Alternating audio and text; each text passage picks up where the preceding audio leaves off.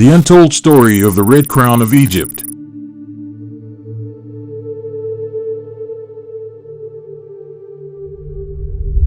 (3100 BCE). The Nile Valley, the greatest catalyst of innovations inside the African continent, is mutating. The climate shift that occurred about 1,000 years ago led to a huge migration towards the area. And now, the nomadic population who used to live in the Green Sahara have adopted a sedentary way of life. Their population is growing dramatically, and this is going to completely transform the region. During the last millennia, these populations have enjoyed a relatively peaceful way of life, but by the will of a few ambitious men, it is about to change dramatically and impact the course of world's history. In the southern portion of Egypt, known as Upper Egypt, a new civilization was born. And its king intends to expand his territory to the north. On the other side, in the delta, the northern portion of Egypt, also known as Lower Egypt, kings with Asiatic influences ruled, and they intend to keep their autonomy. These two regions were characterized by their distinct crowns. In the south, the king wore the hedget, a tall white crown that symbolized the flowering lotus. In the north, the kings wore the deshret, a red squat cap with a tall, elongated back piece from which projected a curious curled appendage. It symbolized the papyrus plant, which was abundant in the region. The conqueror of both regions would become the first ruler of Kemet, and he would wear the skent, a combination of both the white hedget of Upper Egypt and the red deshret of Lower Egypt. It was also known as Sekhemti, or the two powerful ones, representing the pharaoh's power over all of unified Egypt. Finally, in the year 3100 BCE, a southern king known as Narmer accomplished the conquest of the northern kingdom and became the first pharaoh of Kemet. He was depicted with both crowns, as inscribed on the palette of Narmer. This victory triggered the emergence of what is probably the greatest civilization of the ancient world and started the era of the hegemony of the mighty pharaohs of Kemet. As the Red Crown of Egypt, with its papyrus plant symbol, came to be incorporated into the skent, it would forever represent the unity of Egypt, the power of its pharaohs, and the enduring legacy of one of the world's greatest civilizations. And this is the story we are told all over the mainstream. But is it true? Most of us have this perception of ancient Egypt with two kingdoms or regions in conflict. And, to be honest, it is true to some extent. We have numerous evidence all over the history of ancient Egypt of a fragmentation of the country into two parts. One in the north and one in the south. And also that these crowns represented these specific regions. The white one for the south and the red one for the north. But is this narrative of the conquest of Egypt by Narmer actually accurate? Was there a second kingdom in the north of Egypt, and who was its king? How old was it? Did that kingdom have its North Egyptian culture? Did they use the red crown as their symbol like in the south? Did these northern kings bring that concept and crown with them from Mesopotamia or the Middle East? Is the palette of Narmer the first representation of the Red Crown of Lower Egypt? Where was the Red Crown discovered? These questions will be answered at the end of this video, so be sure to watch until the end. Contrary to what most people think and to what mainstream media shares, ancient Egypt did not start in the north, but in the south, around Nubia. That's where the whole culture we call today Egyptian emerged, from the writing system, the art style, the main rulers, and even the oldest crowns. The oldest physical and known crown of Egypt is the hedget, or the white crown worn by Pharaoh Narmer. It was first attested in an area known as Custal by a team of archaeologists from the Chicago Oriental Institute. These archaeologists went to Nubia to save relics before the flood that would be caused by the building of the Aswan Dam. The team was led by Dr. Keith Seal of the Chicago Oriental Institute. Their discovery was above all their expectations and was about to change the world's perception of ancient Egypt and world's history in general. They discovered very large graves, even larger than those of the greatest early Egyptian pharaohs like Narmer. Inside, they found pottery, vessels, palettes, mace heads, gold objects, and valuable stones of unusual representations, 10 times more than what is found in the whole country. These tombs would have been considered royal in Egypt, and here they were even older than those of Egypt. After examination, everything became very clear. These people were kings, 500 to 600 years older than the first pharaohs of Egypt. They also found dozens of explicitly pharaonic images. The most important one was an incense burner that depicted a falcon deity, a palace facade, a bound prisoner, a feline deity, and a seated pharaoh wearing the white crown of Upper Egypt. It was evidence that the pharaonic kingship and tradition was older than we think, that it started in Nubia and spread northward, and that the white-hedged crown of Egypt was probably the oldest of the two royal crowns of Egypt. But now that we know this, let's refocus on the topic of our video, which is the red crown. Where does it come from? Was it the invention of a northern kingdom located in the delta that was the rival of the Upper Egyptian kingdom? Who was its king and how old was that kingdom? History is written by victors. This quote is usually attributed to Winston Churchill, but its origins remains unknown. But it implies that history is not grounded in facts, rather it's the winner's interpretation of them that prevails. The victors can force their narrative down on the people. And it is true. Our world's history is still going through this. And in the case of ancient Egypt, our current perception of what that civilization was is biased. But biases related to history did not start recently, they are as old as the world. And back in the day in ancient Egypt, it was not different. When Narmer and his men defeated their foes, these men were erased from history. Who they were, and whatever they accomplished, vanished with them. All that remained is the tale of the victors, who depicted them on the palette of Narmer to commemorate their victory. And the knowledge we have of them is the one mentioned on that palette. We have their phenotype, straight hair, aquiline noses. We have the name of their location, a walled city which is mentioned here next to this man and was certainly located in the delta because of this symbol mentioned under the falcon. It is the reeds, symbol of Lower Egypt. How old was it? We don't really know. There were numerous settlements in the delta during the Neolithic. So, chances are that these cities grew into walled cities with a ruler. Did that kingdom have its North Egyptian culture that contributed to pharaonic culture? Well, here the topic is a bit more complex. On the territory that later became ancient Egypt, there were numerous cultures that flourished according to the period and area. In the delta there were the Merimpt culture, a Neolithic culture that flourished in the Nile Delta region of Lower Egypt around 5000 BCE. The people of this culture were engaged in agriculture, animal husbandry, and fishing, and they built circular houses and used stone tools. But also the Mahdi culture, which is another Neolithic culture that developed in the Nile Delta region, this time on the eastern bank of the Nile River. The culture is named after the site of Mahdi, which was occupied from around 4000 BCE to around 3100 BCE.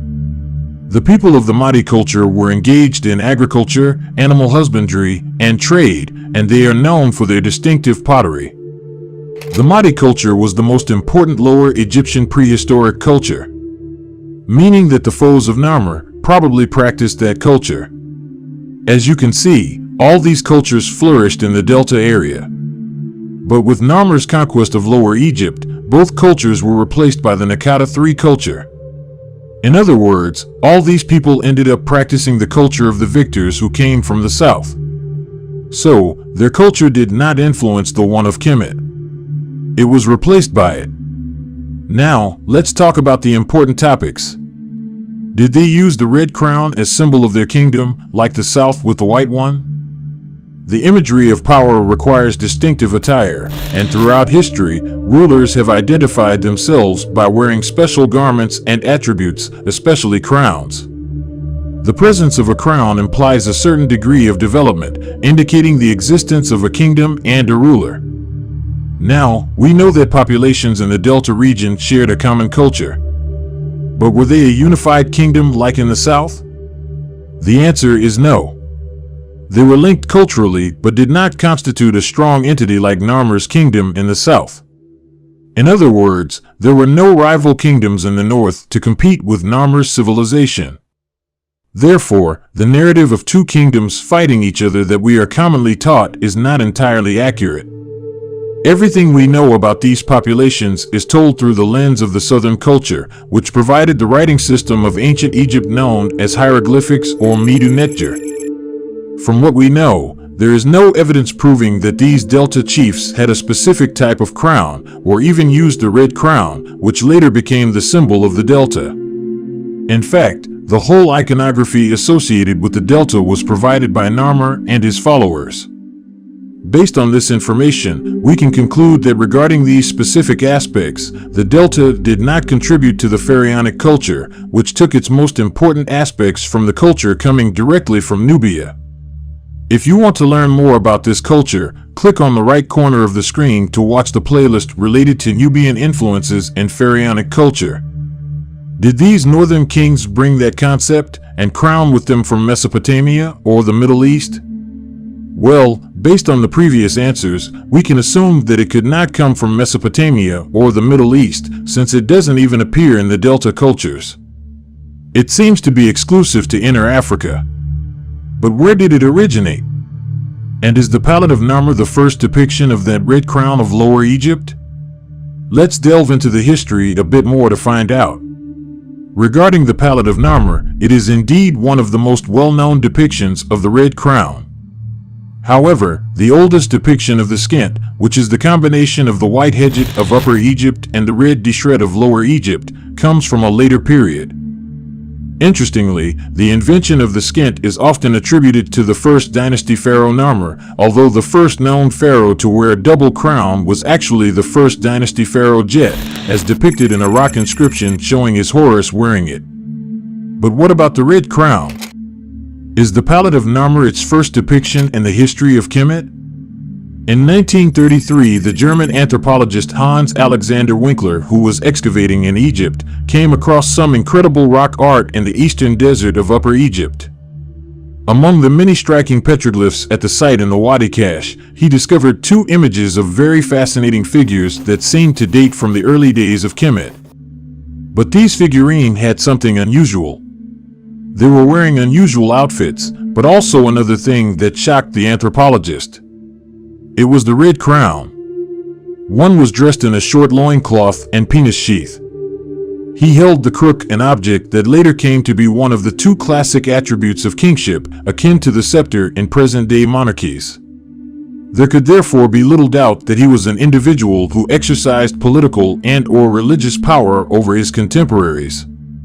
The other figure was also wearing the red crown. But he stood at the center of a scene showing the hunting of rhinoceros and hippopotamus, two typical African animals. The crowned figure seemed to be controlling the hunt. He was probably the same person as the crowned figure holding the crook, with the two scenes illustrating different aspects of his role in the manner of a strip cartoon. These were some of the first depictions of a ruler of Kemet wearing that crown. But there was more. The best early parallel for the red crown was found on a Nagata I pot from the Nile Valley. It was excavated at the site of Nagata itself, and the pot was of the black-topped redware typical of the period, although only a fragment survived. Fortunately, it is the most important part of the whole vessel, for it carries the design of a red crown modeled in relief. And this changes absolutely everything, and you will understand why at the end of this video. So, although in the historic period the red crown was associated with Lower Egypt, in other words the north of the country, especially the Nile Delta, this piece of pottery from Nagata, together with the scenes from Site 18, suggests that the crown, just like the white one, may have originated in the south. Scholars concluded that since Site 18 lies only a short distance south of the Wadi Hammamat, which itself joins the Nile Valley directly opposite the town of Nagata, it is quite likely that the figure shown wearing the red crown in the rock scene is the contemporary ruler of the Nagata region. He may well have been someone with political and/or religious power that extended beyond his own town over a wide area of Upper Egypt, including the Nile Valley and the Eastern Desert. But as I told you earlier, this information means more than we think. And scholars usually don't explain what I am about to tell you now. The vase on which the crown has been discovered is not just a random vase. It is a black-topped redware, typical of the period and area, but its history is fascinating. Ancient populations didn't necessarily classify themselves according to races. Instead, they used cultures. In other words, there were cultural borders that determined people's origins and allegiances. And when specific tools belonging to specific cultures are discovered in specific areas, it defined the identity and even the origins of the people living there. In her work called Cultural Entanglement at the Dawn of the Egyptian History, archaeologist Maria Carmela Gatto from the Polish Academy of Science proved that since the pre-dynastic period, there was a strong entanglement between the people living in Nubia and those living in Kemet. She explained that a distinction between both populations would not have made sense during those early days since Nubians and Egyptians were the same. In other words, these labels only create a huge confusion in the way we perceive the populations of these areas today. The truth is that both populations were the same and African. And they are the ones we can truly call the real Egyptians, as the pharaohs, their traditions, and culture originated from these southern areas. Click on the right corner of the screen to watch my detailed videos about these topics.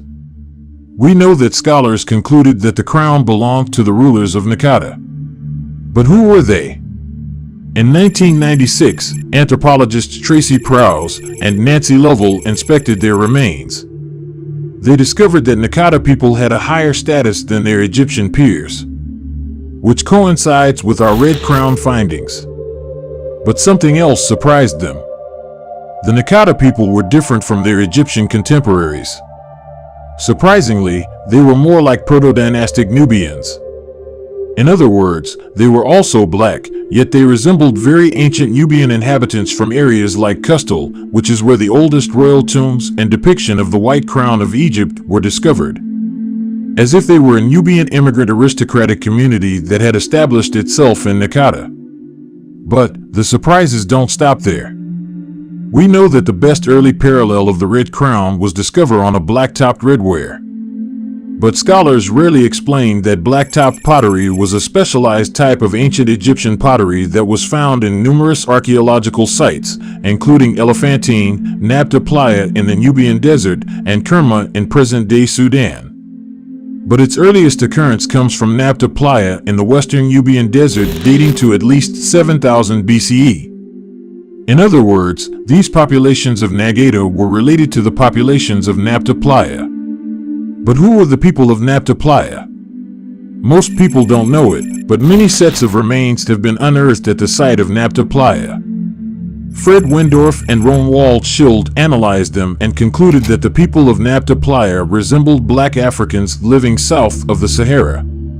Now, if we combine that information with Tracy Prowse and Nancy Lovell's analysis of Naqada remains and Maria Gatto's findings on the cultural entanglement between Kemet and Nubia, everything falls into place. The Red Crown, just like the White Crown, was also a Nubian invention, which means that everything about ancient Egypt was invented by black Africans. I hope that you enjoyed this video. Don't forget to like and subscribe to not miss our next videos. Thanks for watching Mr. Imhotep's channel, and see you soon.